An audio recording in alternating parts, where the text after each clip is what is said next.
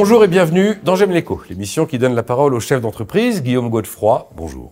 Bonjour. Vous êtes président fondateur de KPI Consulting. Vous êtes un cabinet de conseil en contrôle de gestion. Vous participez, vous allez rendre en fait compréhensible par tous les données des entreprises RH, commerciales, comptables, RSE. Et donc vous êtes une sorte de lien entre le contrôleur de gestion, le directeur financier, le directeur général, le directeur commercial, en produisant des graphiques, en produisant des infographies que tout le monde peut comprendre.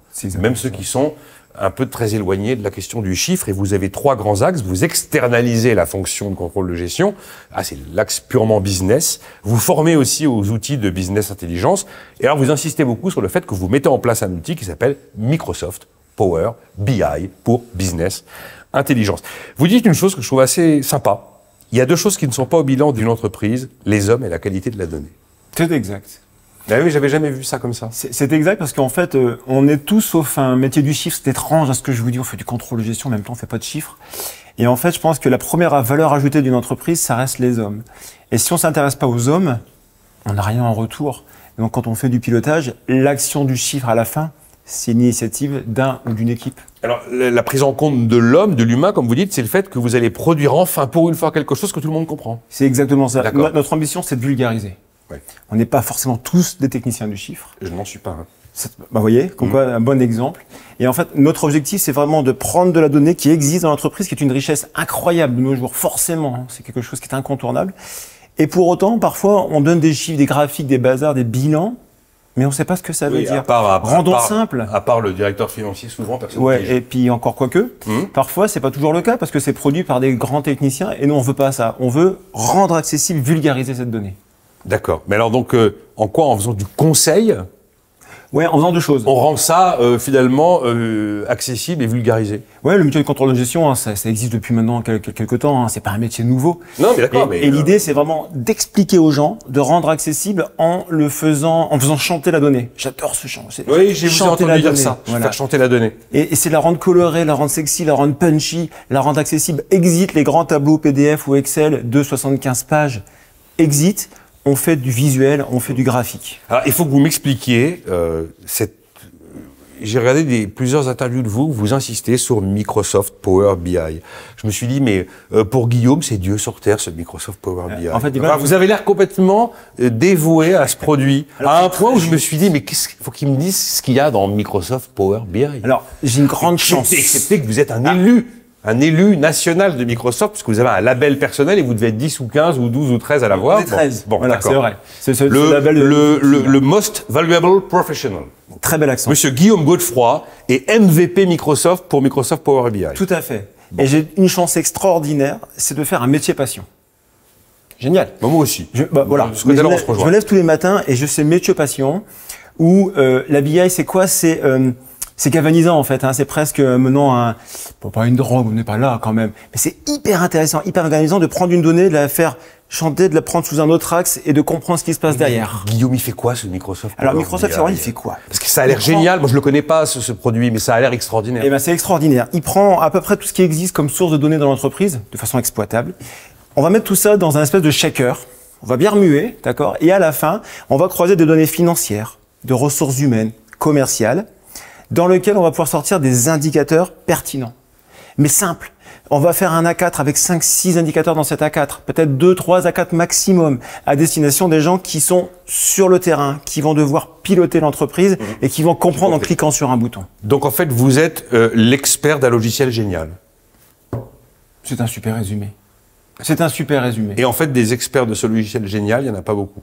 Alors, ça commence à arriver sur le marché. Il y a 20 ans, c'était Excel. Là, maintenant... Justement, Excel, pour vous, c'est has-been? Ah, pas du tout. Parce que moi, je trouve ça, en tant que petit utilisateur de petits software, je trouve ça absolument époustouflant.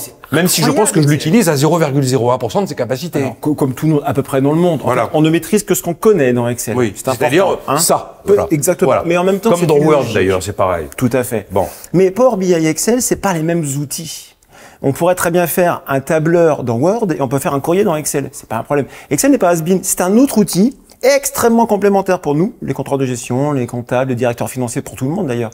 Ce n'est pas le même outil. En deux mots, Power BI va faire du data storytelling. Je vais raconter une histoire. Et à ce stade de notre entretien, vous me donnez envie de voir ce qui sort du shaker. C'est bon signe déjà. Ah, c'est pas mal. C'est bon signe. Bon, vous avez 10 ans, vous avez vu le jour en 2013, nous sommes en 2023. Vous allez peut-être faire une petite fête sûrement. Oui. Mais surtout vous dites, alors on va recruter, vous êtes quoi, 4 ou 5 aujourd'hui? On est 4. On va recruter une 5e et dernière Oui. personne. Ça peut paraître étrange, Mais Nicolas. je me suis dit, mais le type qui me dit, au bout de 10 ans de sa life, j'en recrute une dernière, bah voilà, ma croissance, c'est ça. Mon avenir, je le veux comme ça, c'est bon, je suis heureux, laissez-moi.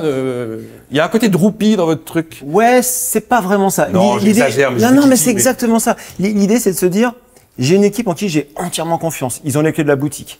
Ce sont des hyper experts du métier. Vous voyez, comme quoi j'en J'ai bafouille. vu que vous étiez hyper expert, oui, ça. Les cadres sont hyper experts et ça, c'est génial. Et puis, je pense que j'ai fait du grand groupe, j'ai fait de la belle TPE, de la belle PME, etc. Je pense que dans mon modèle qui est le mien, voilà, je pense que c'est la taille critique qui me correspond. Vous appelez ça une taille critique? Ouais, parce que en fait, à passer à un certain seuil, on n'est plus dans la même chose. On va devenir manager. Soyez 7, vous n'allez pas vous diluer. Hein. C'est pas tout à fait la même chose. Je l'ai vécu par ailleurs et je pense que dans cette équipe, j'ai entièrement confiance en cette équipe et je pense qu'après on passe à un nouveau stade qui n'est pas le mien. D'accord, je prends le pari, Guillaume, que c'est pas le dernier. Il y c'est aura peut-être un petit dernier. Dans 10 ans, Nicolas, on se revoit. D'accord, vous serez peut-être pas 170, mais bon. Non, mais je vous l'accorde. En tout cas, vous n'avez pas de problème de recrutement, vous allez la trouver, cette personne. Oui, mais c'est compliqué. Ah bon? Et oui, c'est un métier où d'ailleurs je fais un appel, c'est quelque chose où on doit former les gens. D'ailleurs, c'est un de nos piliers. C'était ma question suivante. Hein. On doit les former. Aujourd'hui, pour recruter quelqu'un, c'est hyper compliqué. C'est un outil. C'est quoi le profil que vous cherchez qui est si rare? Des moutons à 6 pattes. Pourquoi?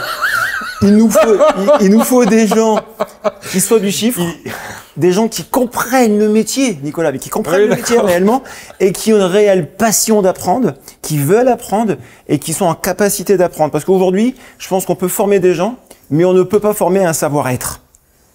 Et quand on a des gens qui sont un savoir-être, qui sont du métier, qui sont passionnés, c'est des perles rares. Bon, enfin, vous voulez une taille critique raisonnable. Ce que j'ai compris, c'est que vous tenez à être vraiment des gens de terrain. Oui, oui. Oui, ça me tient à cœur. De terrain. Vous allez chez vos clients? Ah oui. Ah oui, ça me tient à cœur. Les premiers rendez-vous, on essaie, dans la mesure du possible, d'aller chez nos clients, sentir l'usine, aller voir ce qui se passe, comprendre les gens, leur serrer la main, c'est bête, hein. Non, mais pour moi, c'est essentiel. Et à l'âge que j'ai, mon bon monsieur, vous comprenez bien que... Hein.